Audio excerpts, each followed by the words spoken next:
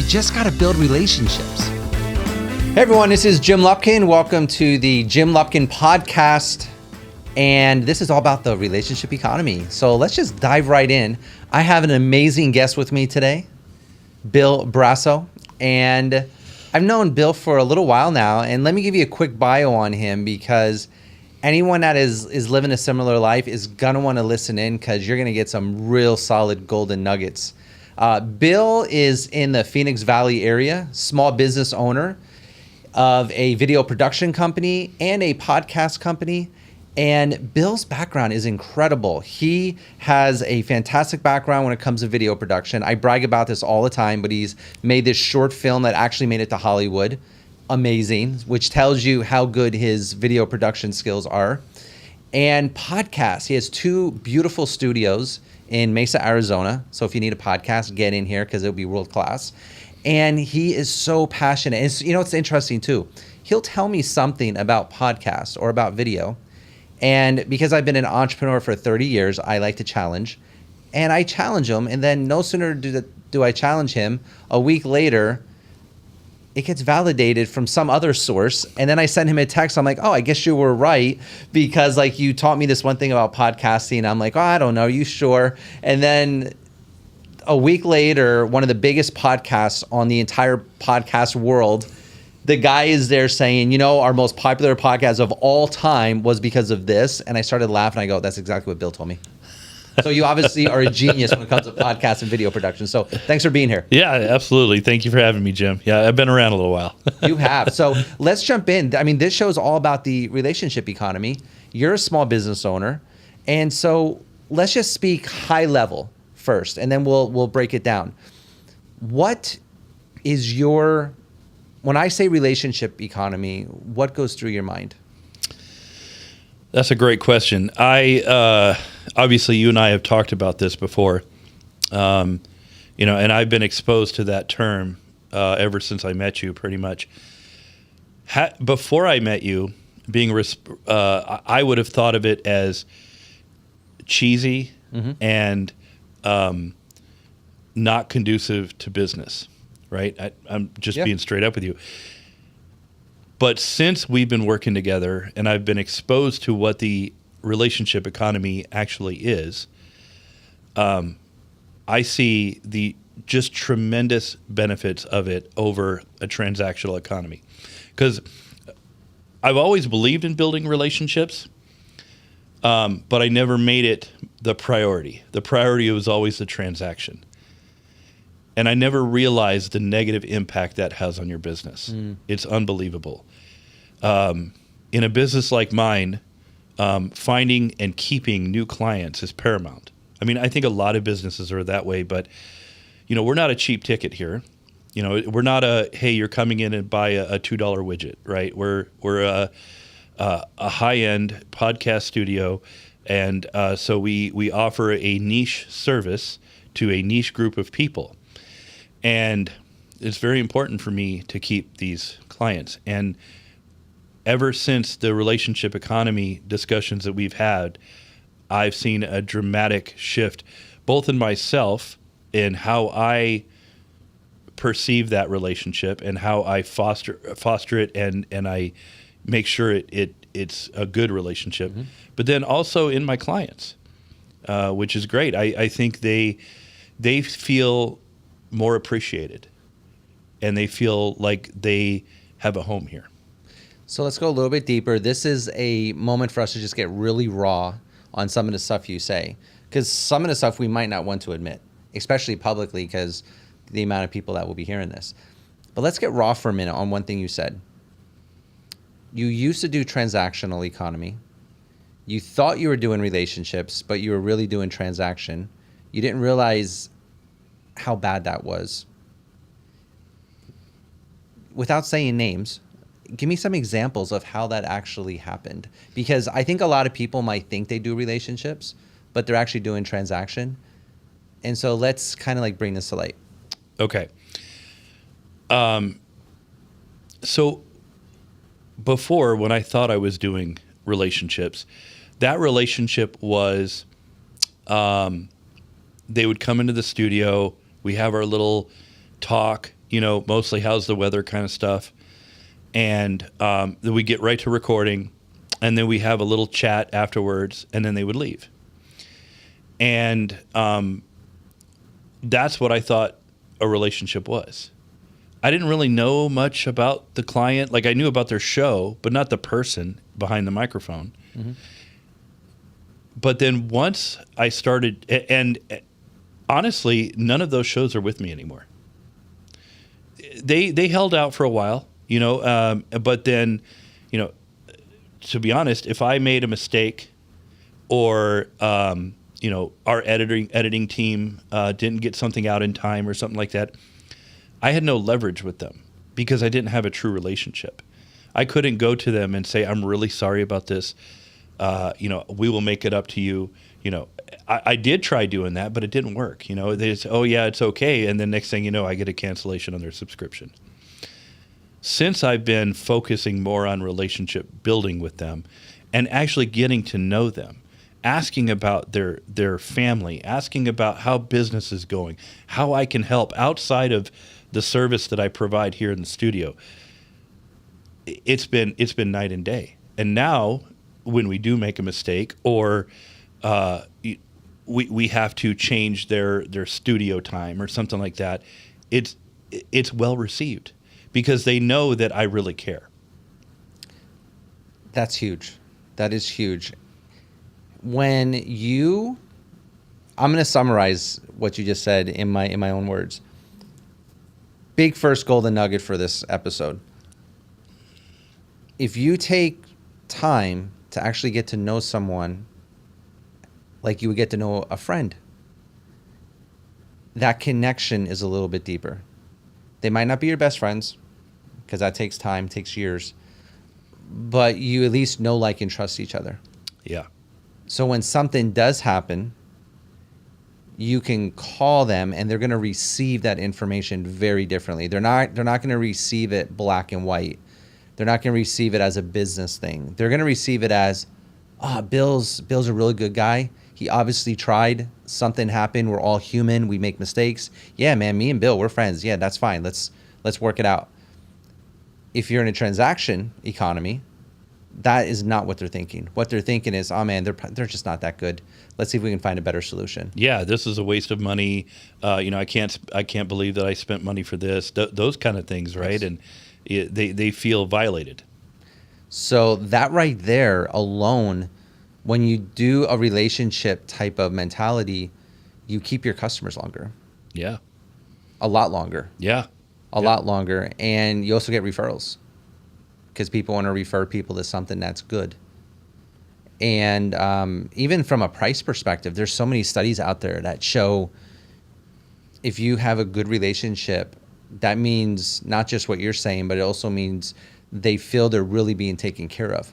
So now they're translating support to relationship. And there was one study, this was a long time ago, and I think it was with a company called Zappos, which was later acquired by Amazon, if I remember the names correctly. And Zappos was all about happiness and taking care of the customer, which is where, and if I believe this is accurate, from what I remember, that's where Jeff Bezos really learned the importance of taking care of the customer. That has become a fabric of Amazon. Yeah. From this company, Zappos, and the owner. I think his name was Tony. And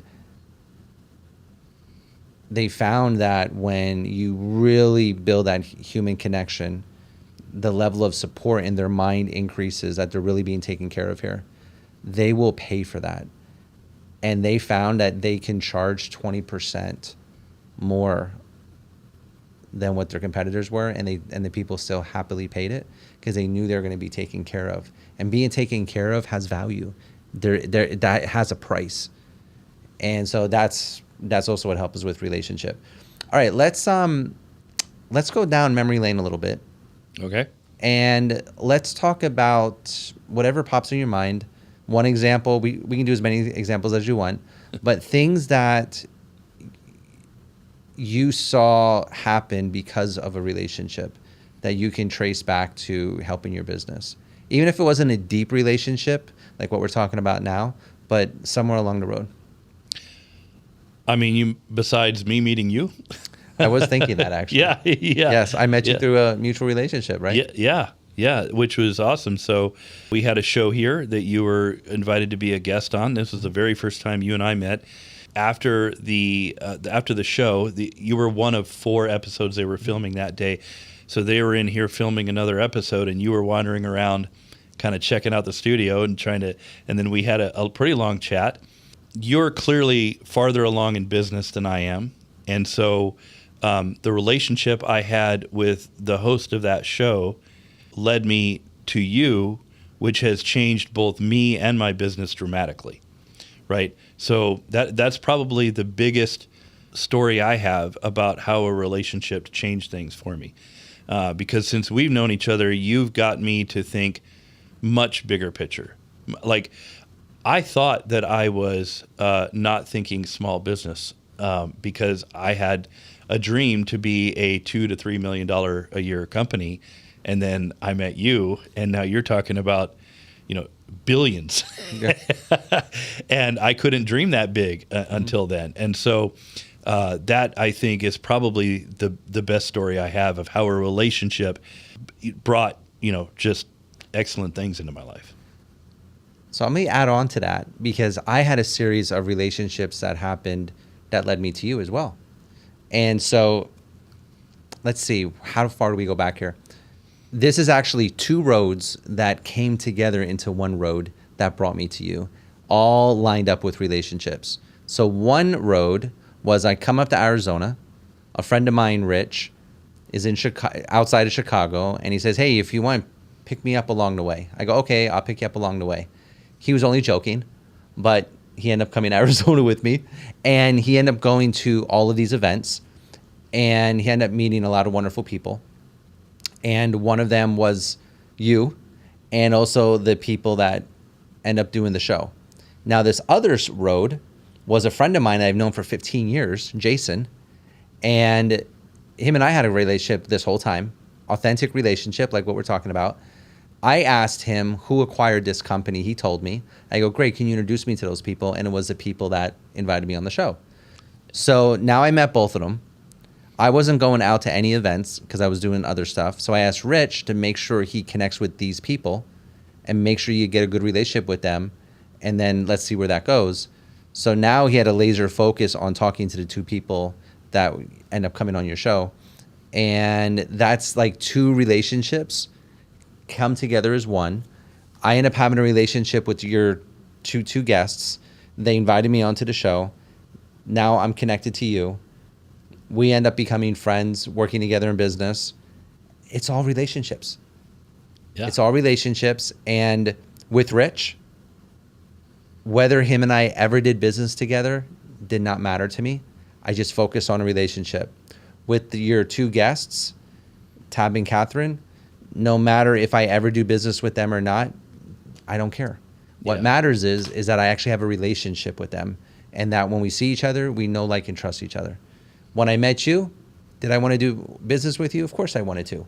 But ultimately, I didn't care because if I did want to push that, I know I would have done it transactionally, and that's not what I'm about. I'm about relationship. So I'm like, you know what? No matter what, I want to know that Bill knows, likes, and trusts me, and I want to feel the same way about him. And if we do business together, cool. And if we don't, at least I got a new friend. And it's all relationships. Yeah. And it speeds up and happens very, very fast. That's another thing. Let me talk about this.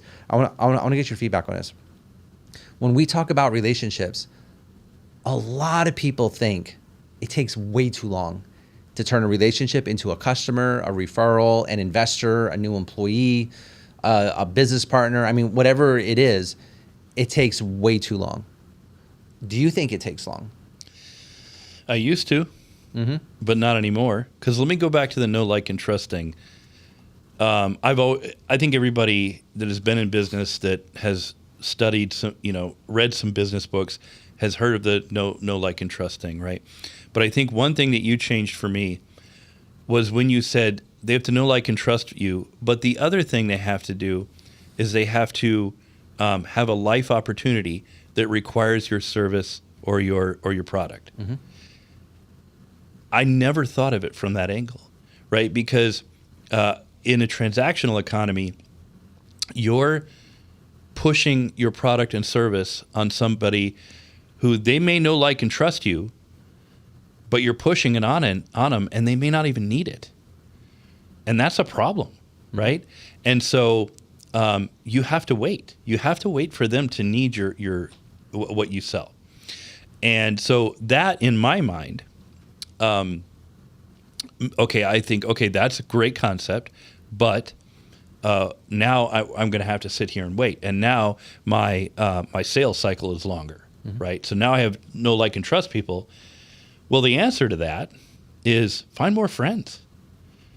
Never run out of people to talk to, right? Mm-hmm. That's the thing, is the more friends you have, the more likely those friends are going to need your service or your product sooner, right? One of them will, two of them will, whatever it may be. And so, we break down the percentage, which kind of brings up to when you and I met about the manual version of what is now Six Sigma funnels was predictive social media.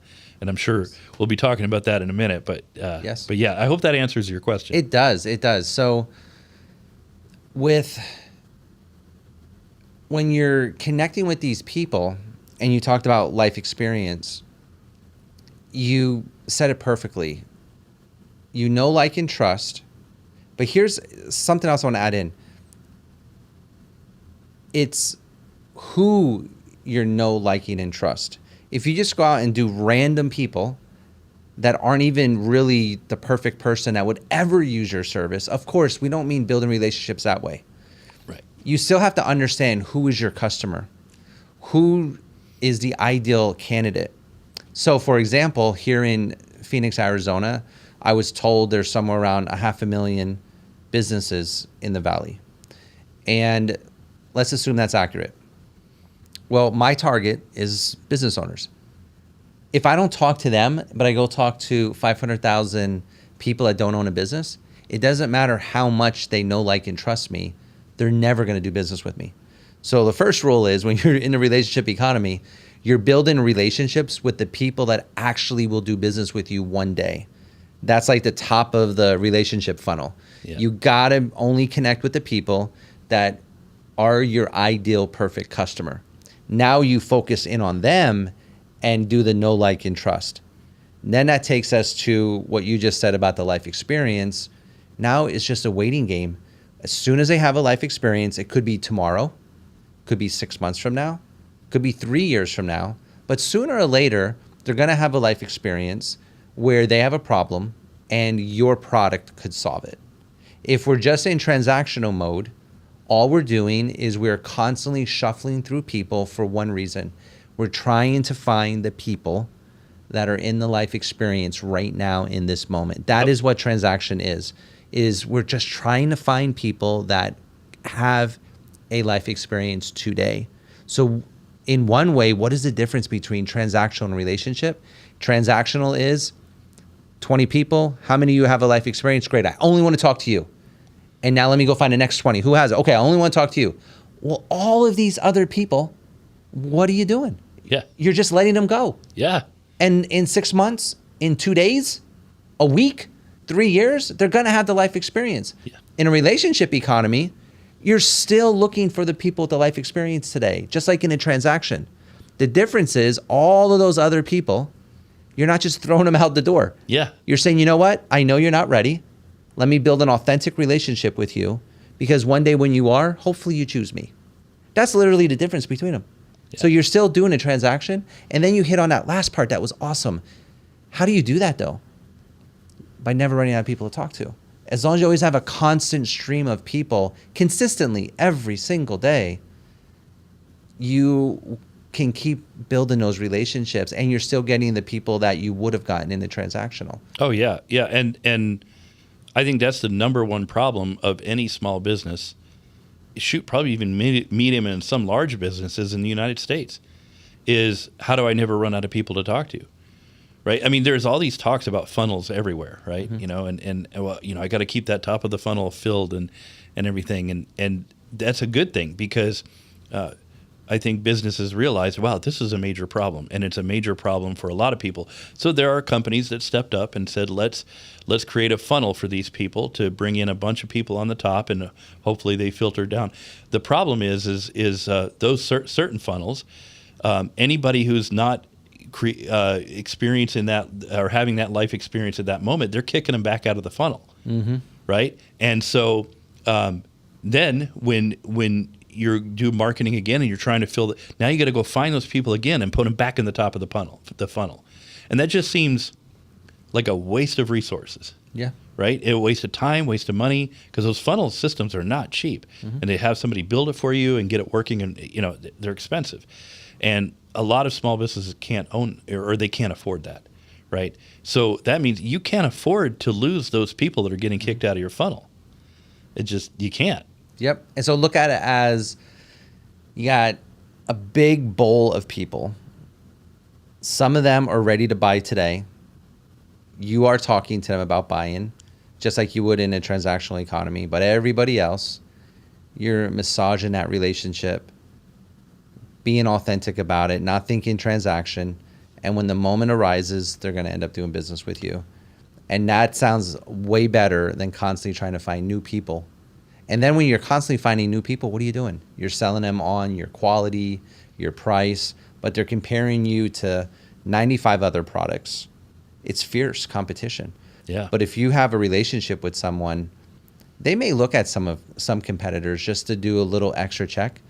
But as long as it's within a reasonable price, like if you're $50 and your competitor's 55, as long as everything looks comparative in terms of quality, they're going to go with, or if you're 55 and your competitor's 50, it's flipped around, they're going to go with you. Yeah. They're going to spend the extra money. Yeah. And why? Because they got to bond with you, and they know that if they have any issues, they know you're going to take care of them, because that's what friends do. That's right. Yeah.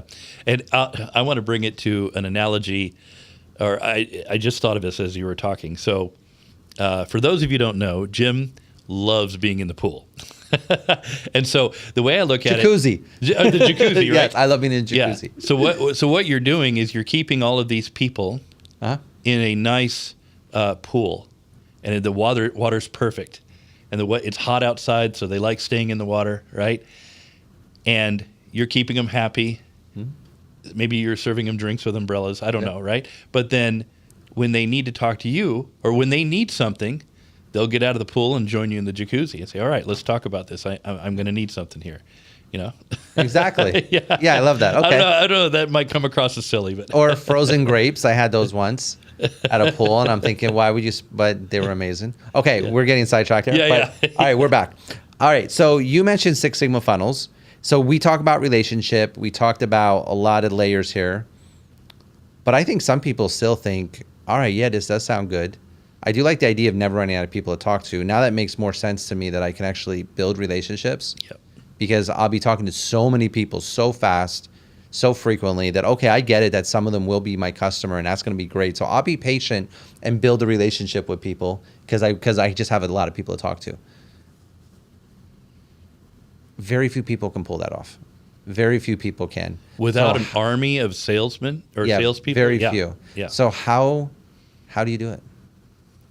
Like, That's a big question, right? Yeah. I think that is the number one question that so many business owners ask themselves, right? Mm-hmm. They say, well, do I go out and find a whole bunch of salespeople? And then how do I make sure that I can trust them and that I can, they understand my product or service, right? It takes a long time to find a really good salesperson. Mm-hmm.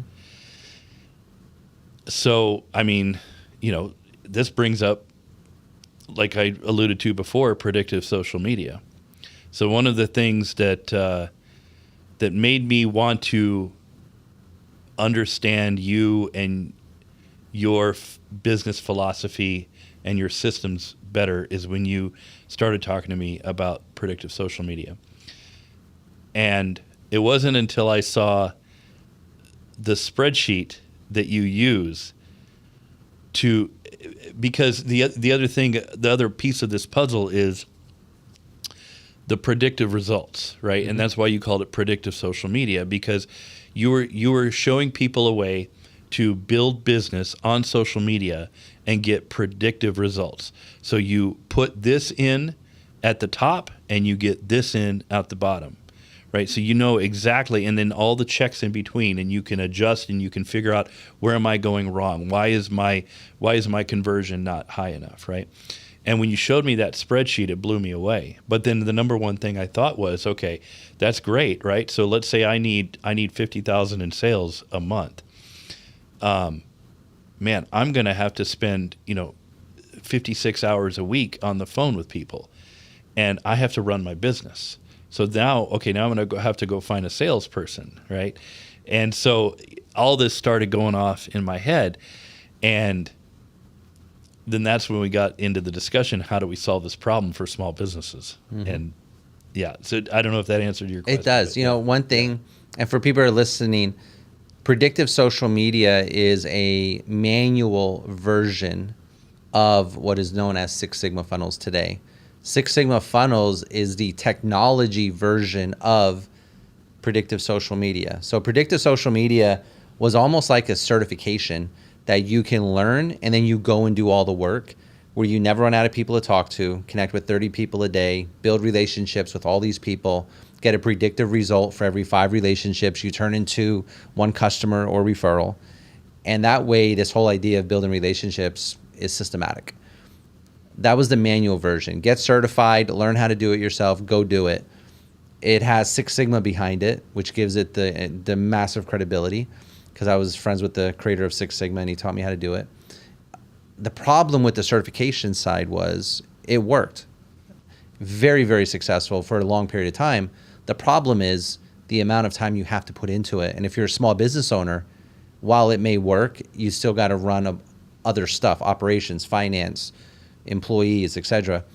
And so it was very hard for small business owners to actually apply predictive social media every single day at the level that they should. So then we said, okay, it's not working for the masses. Let's turn it into technology, where most of the work that I ask you to do in predictive social media, let's do it for you using technology. So that way you could use this thing. We do all the heavy lifting for you. We do all the Six Sigma calculations for you. We do all the heavy lifting of what it takes to meet somebody and then get them all the way to the stage of a relationship. Let us do almost all of that work for you. You get to focus on the coolest part, which is actually building the real connection with somebody. Yeah. That is what Six Sigma funnels is. It is a technology version of predictive social media. Yeah, and that was a crazy conversation we had. It was. But I do want to hit on one quick thing, though. Okay. A few years ago, I took a certification myself at Babson College, which is a very famous school for entrepreneurship. And I took 4 certifications there, and I was with live professors and other students in a Zoom setting. And so I was sitting with this one person that ran marketing for large companies like Panera Bread. And so I was in a group of some very talented people. And so we had to go off into our private meetings, and I'm with this woman, and she's asking me, okay, so what's predictive social media all about? And I'm sharing all the information. And she goes, so let me sum it up in my own words as somebody that works with large companies like Panera Bread. You're telling me that you know exactly what social media levers to pull to get a predictive result every single time. And if anything is ever off, you know exactly how to adjust it to get it right back on track. I go, yes. And she goes, now this is before I really started doing what we're doing today. And she goes, well, then why would anybody run ads? And I said, what do you mean? She goes, ads are not predictable. I know anyone that's selling ads will say it's predictable, but when you start running ads, you start doing any type of marketing, any type of selling, anything, not just ads, but literally anything. None of it is predictable. No. You can run an ad today and you'll get a certain cost of how much it ends up costing. Run that same ad in 2 months, it'll be a completely different cost. There is no predictability. You're saying it's that accurate. So once you get this thing fully operational and the tech stuff, I don't see why anybody would want to do anything else but this. Even the big companies like Panera Bread, because of that level of predictability we all crave. And she goes, in fact, for us, I would throw the entire budget, our entire marketing and sales budget. I would literally probably put 80 to 90% of all of our money every month into this thing. That was like 4 or 5 years ago. And that obviously got me excited. Yeah, so of course. Getting to where we are today, Yeah. where now it's tech driven, Yeah. it's going to make a really big splash. And the whole goal is just, let's fall in love with relationships. Yeah. Let's fall in love with relationships. I do want to ask you a very big question, but before I do, now that you've seen the manual version of the system, you now see the tech version being Six Sigma funnels. Yeah. What is your opinion on Six Sigma funnels as a small business owner? Yeah. Well, first I got to get back to that conversation we had. And I don't know what it was that I said, but it was a combination of people saying certain things to you about your system. And it was revolving around artificial intelligence and automation. And we were talking about how AI is so disruptive. And it's changing the world, especially in business as we know it. And something lit a fire under you, and you disappeared for a couple months. I was gone. And all of a sudden you call me and you're like, Bill, I got it figured out. I even had some people mad at me because I just didn't call them back. Yeah. They're like, he's not into relationships. He just disappeared. And I'm thinking, I'll be back. I'm about to do something that's going to change the world. I got to go. Yeah. So when I was first shown the software for Six Sigma funnels, it blew me away because, I mean, and I posted on Facebook a few days ago, and I said, clicking the little orange button, and I know the audience doesn't really understand this, but clicking the little orange button 3 times a day, which takes me about 15 seconds. Yep. And I'm connecting with literally 30 people a day, is the single easiest mind shift I've had to make, or schedule shift, or whatever it may be, in my entire business life that has been the most fruitful. I mean, it's such an easy thing to do, and the mentality shift is you have to change your mindset about how important it is to use social media, specifically for Six Sigma funnels, Facebook right now, to drive your business. And one thing that really stuck out to me was there's 1.6 billion people on Facebook, right? Mm-hmm.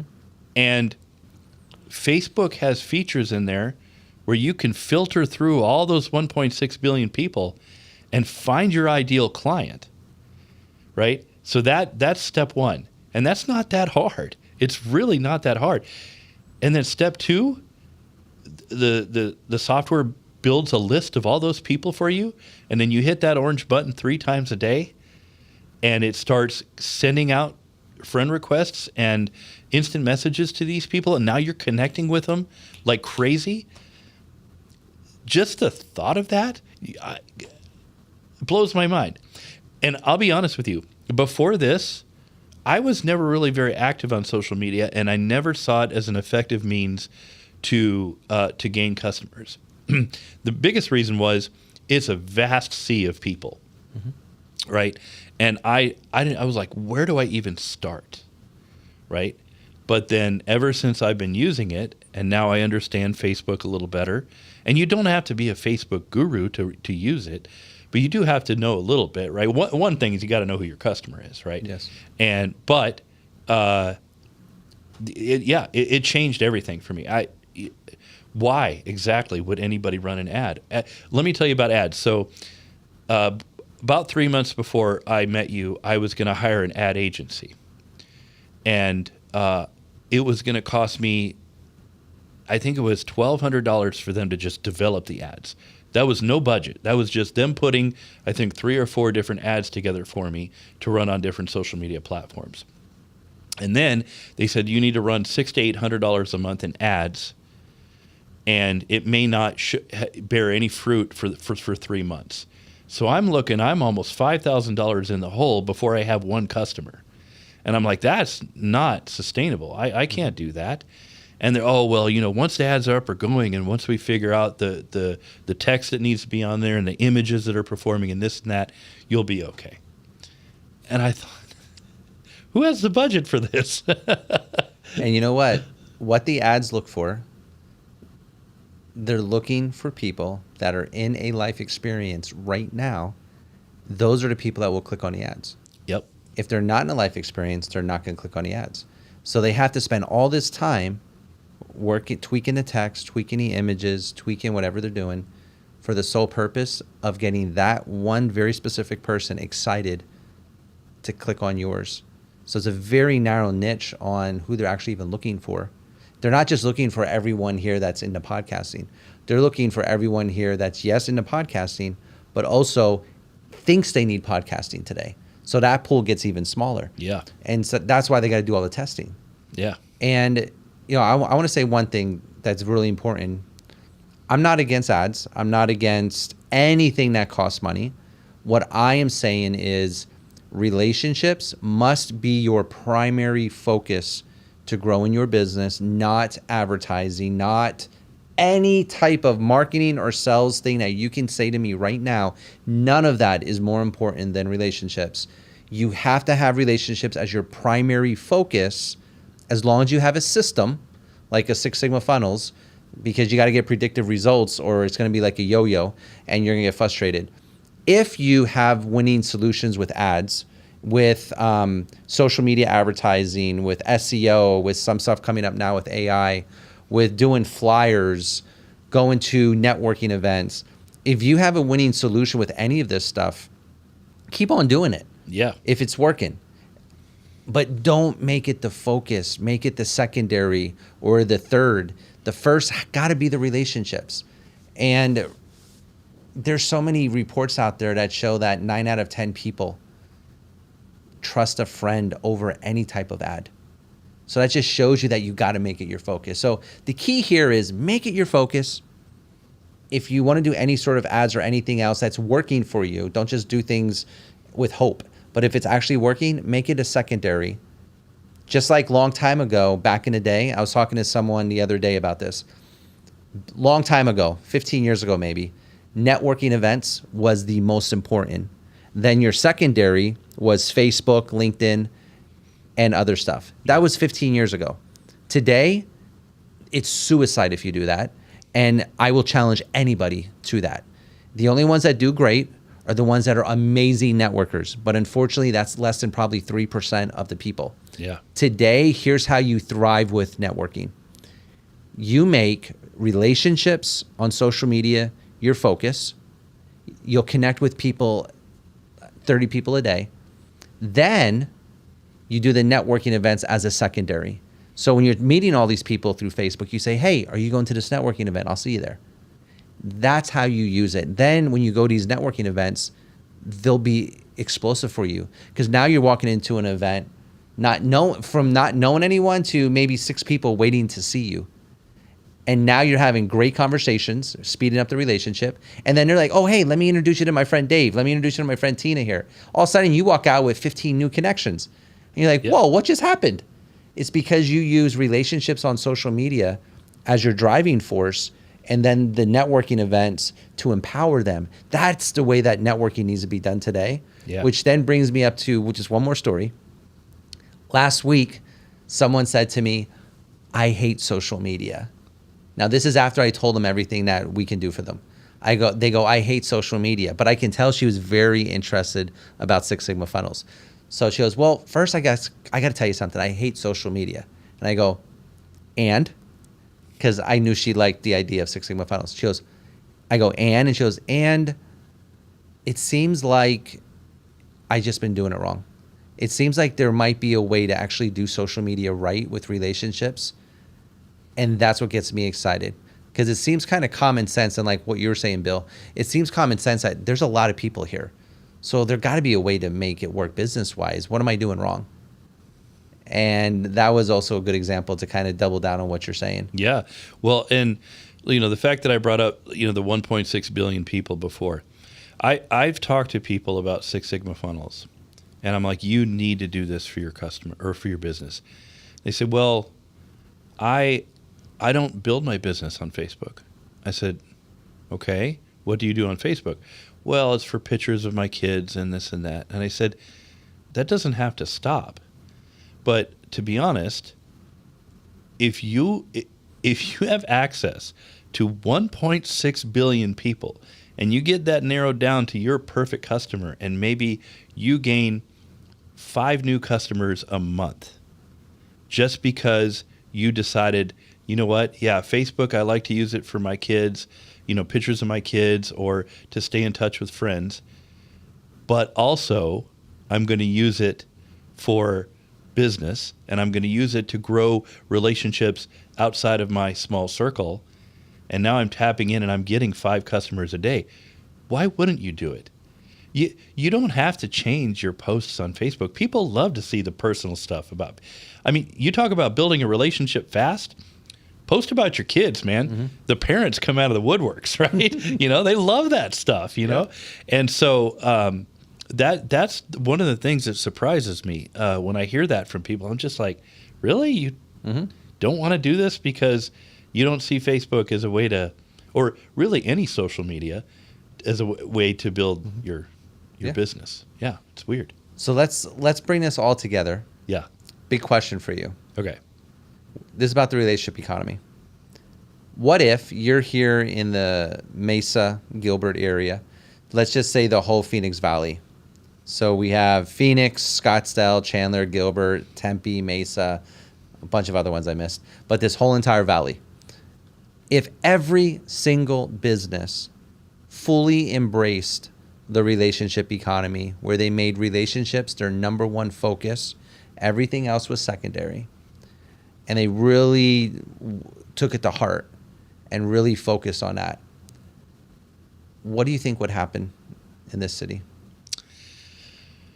I think it would change it would change everything dramatically. The one thing that I thought of that it would really make a change is companies, and I'm going to say would have the opportunity to be more accountable to their clients, right?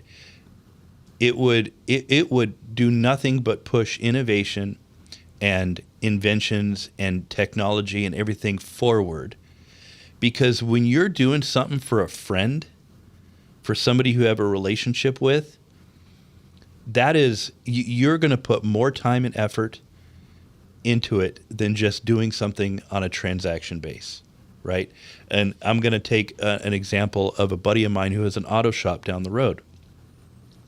He does tremendous business. He does so much business. And I didn't understand why, so I had to do a deep dive. He's our mechanic. I take our cars to him. And he said, you know what? There's so many car shops. How do I stand out? The way I stand out is I build relationships with all of my clients, and I make sure they know that I care and that I'm not here to rip them off. I care. I want them to be safe on the road. I want them to be comfortable when they're driving, everything. And they truly believe it because I truly mean it, right? That right there is the relationship economy.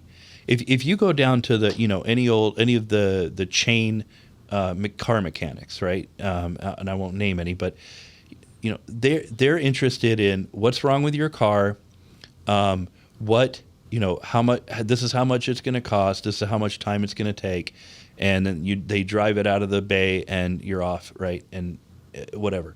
You're not building any kind of relationship with those people, and you don't have trust in them, right? You don't have trust that they might do, that they're definitely going to do the right thing for you, and they're going to do their best to not make you spend more money than you need to. You don't have that trust. And so that one thing alone wouldn't just change economy, it would change civilization. It would make people accountable to each other. I think that's one thing that's missing or that's diminished quite a bit. is people aren't as accountable to each other as I feel like we once were. So that's what I think would happen. I ask everyone the same question on the show. Now that you said that, are you committed to creating the relationship economy with me? Jim, you know I am. All right, that's Absolutely, man. Well, that's how we're going to end this episode. Okay, awesome. This is the Jim Lupkin Podcast. Thank you for being in with us. And this is Bill Brasso. Make sure you check out his podcast, studio, video production, and you'll know that he will build a relationship with you now. Bill, thank you for being here. I appreciate you. My pleasure. Thanks for listening to the Jim Lupkin Podcast, where AI meets real relationships. If an idea resonated with you, drop a comment or a question below so Jim can weigh in. And share this episode with one friend who would benefit. See you next time.